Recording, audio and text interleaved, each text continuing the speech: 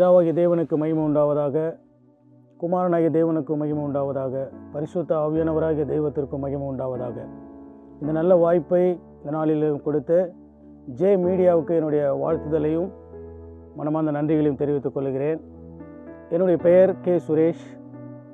நான் ஒரு செங்கல்பட்டு மாவட்டத்தில் ஒரு கிராமத்தை சேர்ந்தவன். அது மிகவும் எளிமையான ஒரு கிராமம். என்னுடைய பிறந்த நாட்கள் அதாவது ஏப்ரல் 15, 1976 நான் பிறந்தேன். என்னுடைய தாய் தகப்பனார் அந்த கிராமத்திலிருந்து என்னை வளர்த்தார்கள். ஆரம்ப நாட்களில் என்னுடைய பள்ளி படிப்பு என்னுடைய கிராமத்துக்கு அருகாமையில் இருக்கிற வேடந்தாங்கலில் இருக்கிற ஒரு அரசு பள்ளியில் நான் படிக்கும்படியான ஒரு சூழ்நிலை இருந்தது. ஏழ்மையான குடும்பத்தில் இருந்த நான் படித்து 10வது வரைக்கும் படித்து அந்த இடத்துல என்னுடைய பள்ளி படிப்பை முடிக்க சூழ்நிலை சாதகமாக இருந்தது. அதை முடித்து என்னுடைய சகோதர சகோதரிகள், என்னோடு பிறந்தவர்கள் 5 சகோதரிகள் 5 சகோதரர்கள் எனக்கு உண்டு. ஒரு பெரிய குடும்பம் என்னுடைய குடும்பம். என்னுடைய கிராமத்திலேயே ஒரு பெரிய குடும்பம் என்று கூட சொல்லலாம். அப்படிப்பட்ட சூழ்நிலையில் நான் வளர்ந்து சில நாட்களுக்கு பிறகு என்னுடைய பாட்டியின் மூலமாக இயேசு கிறிஸ்துவை பற்றி கேள்விப்பட்டிருக்க ஒரு முறை அவர்கள் எங்களுடைய வீட்டுக்கு வரும்போது இயேசுவை பற்றி சொன்னார்கள். அதுக்கு முன்பாக சில காரியங்களில் இயேசுவை பற்றி சில கிராம ஊழியங்களில் வந்தவர்கள் அந்த புஸ்தகங்கள் மூலமாகவும் சிறு கைப்பிரதி மூலமாகவும் இயேசுவை பற்றி சொல்லியிருந்தார்கள். இயேசு கிறிஸ்துவை பற்றி கேள்விப்பட்டு அந்த அனுபவங்களில் சில காரியங்களை நான் கேள்விப்பட்டிருக்கிறேன். இயேசு கிறிஸ்து இரட்சகர், மரித்தவர்களை உயிரோடு எழுப்புகிறவர், குருடர்களுக்கு பார்வை கொடுக்கிறவர், இப்படியெல்லாம் சொல்லியிருந்தார்கள். ஆனால் எனக்கு அவரை பற்றி அதிகமாக தெரியாது. பாரம்பரிய இந்து குடும்பத்தில் வளர்ந்தபடினாலே கிறிஸ்தவ ஐக்கியமோ அல்லது கிறிஸ்துவை பற்றின சரியான புரிதலோ இல்லாத ஒரு நிலையில் நான் வளர்ந்து வந்தேன். என்னுடைய பாட்டியின் மூலமாக இயேசு கிறிஸ்துவை பற்றி கேள்விப்பட்ட அந்த நாட்களில் நான் ஒரு 7வது 8வது படிக்கிற மாணவனாக இருந்தேன். அப்போது என் மனதுக்குள்ளே ஒரு எண்ணம் வந்தது. அப்போ என் பாட்டி சொன்னாங்க, நம்ம சாப்பிடும்போது நம்ம சாப்பிட்ற சாப்பாட்டில் சிலுவை போட்டு சாப்பிட்டா ஏதாவது விஷயம் இருந்தால் கூட அது நம்ம பாதிக்காது, இயேசு கிறிஸ்து அதிலிருந்தெல்லாம் நம்மளை காப்பாற்றுவார்னு சொல்கிறாங்க அப்படின்னு சொல்லி தான் சொன்னாங்க. நான் என்னுடைய உயிர் மேலே இருந்த ஒரு பயத்தில் அப்படிப்பட்ட அந்த பழக்கத்தை நான் கொண்டு வந்தேன். டெய்லி நைட்டில் நான் சாப்பிடும்போது ஒரு சிலுவை போடுவேன். எப்போது சாப்பிடும்போதும் ஒரு சிலுவை போட்டு சாப்பிடுவேன். அப்போ நமக்கு எதுவும் ஆபத்து வராதுன்ற ஒரு எண்ணம் எனக்குள்ளே ஆரம்பமாச்சு. அந்த நாட்கள்லேயே 10வது வரைக்கும் எங்கள் வேடந்தாங்கல் ஸ்கூலில் படித்து முடித்து அதுக்கப்புறம் நான் சென்னைக்கு வந்துட்டேன். 1993 சென்னைக்கு வந்தேன். சென்னைக்கு வந்து என்னுடைய மூத்த சகோதரி வீட்டில் தங்கி ஒரு சின்ன ப்ரைவேட் கம்பெனியில் ஒரு வேலைக்கு போனேன். 300 ரூபாய் சம்பளத்தை ஒரு ப்ரைவேட் கம்பெனியில் வேலைக்கு போனேன். அதுக்கப்புறம் பல வேலைகளை அப்படியே சின்ன சின்ன கம்பெனிகள் மாறி செய்து சில நண்பர்கள் எனக்கு மயிலாப்பூரில் உண்டு.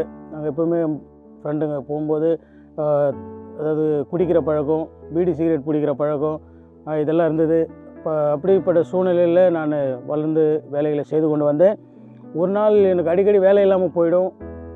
திடீர்னு ஒரு விதமான மரண பயம், ஒரு திகில் எனக்குள்ளே வந்ததை நான் உணர்ந்தேன். அதை பற்றி நான் பேசிட்டு இருக்கும்போது ஒரு ஃப்ரெண்டு எனக்கு சொன்னார், இயேசு கிறிஸ்து இந்த மாதிரி நீ அடிக்கடி வேலை இல்லாமல் இருக்கிற, நிறைய பிரச்சனை இருக்குதுன்னு சொல்கிற, நிம்மதி இல்லாமல் இருக்கிறன்ற, சின்ன 3 நாளைக்கு சர்ச் ஒரு இடத்துல போய் ப்ரேயர் பண்ண போகலான்னு சொல்லி கூப்பிட்டாரு.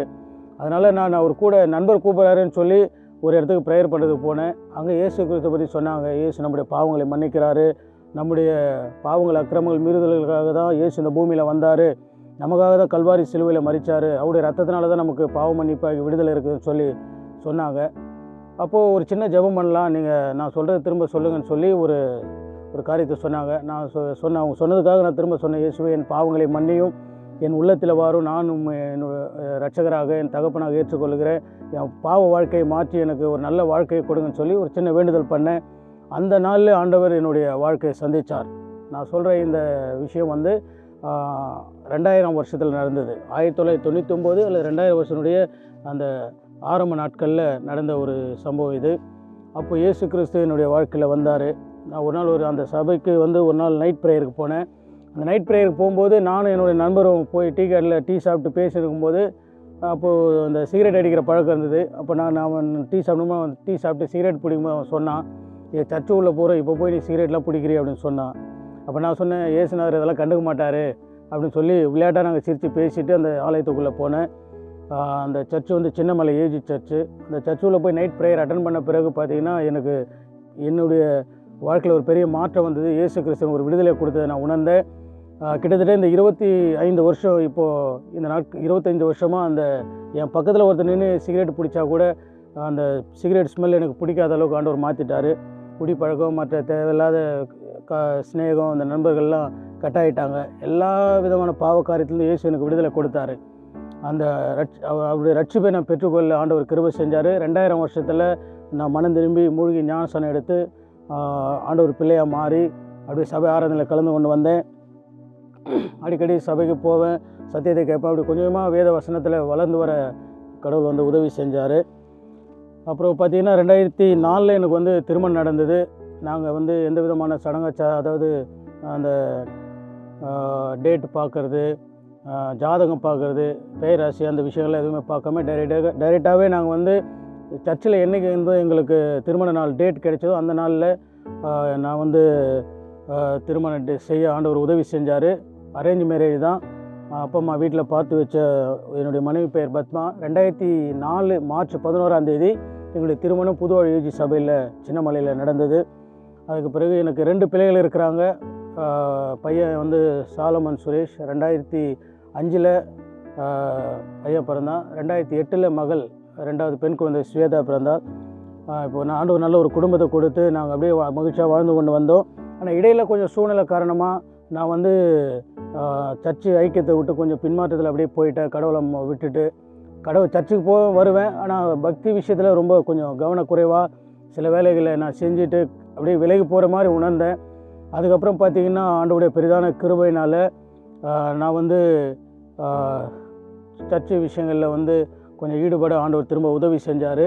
என்னுடைய ரட்சிக்கப்பட்ட நாட்களில் பார்த்திங்கன்னா அந்த எங்களுடைய ஜெபம் ஒரு முட்டை வச்சுருக்கிற ஒரு ஃப்ரெண்டோடைய குடோன், அந்த முட்டை ஸ்மெல்லாம் அடிக்கும், முட்டை ஸ்டாக் வச்சுருக்கிற அந்த குடோனில் தான் ஜெபம் பண்ணி நிறைய நாள் ஜெபம் பண்ண ஆண்டவர் உதவி செஞ்சார். அப்படியே வளர்ந்து திருமணமாகி பிள்ளைகளோடு வரும்போது கொஞ்ச நாள் நான் அப்படியே பின்மாற்றத்தில் இருந்தேன். திரும்ப ஆண்டவர் என்னை தூக்கி எடுத்தார். 2018 மீண்டுமா நான் ஆண்டவர்கிட்ட என்னை ஒப்பு கொடுத்தேன். ஆண்டவரை நம்முடைய ஊழியத்துக்காக நான் என்னை ஒப்பு கொடுக்குறேன்னு சொல்லும்போது ஆண்டவர் என்னை திரும்ப உருவாக்கி ஒரு ரொம்ப நாள் அப்புறம் ஆண்டவர் திரும்ப தூக்கி எடுத்தார். ஆண்டவருடைய பெரிதான கிருபையினால் நான் ஊழியத்தில் இன்வால்வ் ஆகி சில காரியங்களை செய்ய ஆண்டவர் உதவி செஞ்சு ஆண்டவரோட ஜெபிக்கவும், வேதத்தை படிக்கவும், சில காரியங்களை அறிந்து கொள்ளவும் கர்த்தருடைய ஆவியான உதவி செஞ்சார். அந்த தேவ கிருபையினால் அப்படி வளர்ந்து வரும்போது எனக்கு 2018 ECI என்கிற ஒரு பெரிய ஸ்தாபனத்தில் ஒரு போதகராக எனக்கு ஒரு வாய்ப்பு ஆண்டவர் வழிவாசலை திறந்தார்.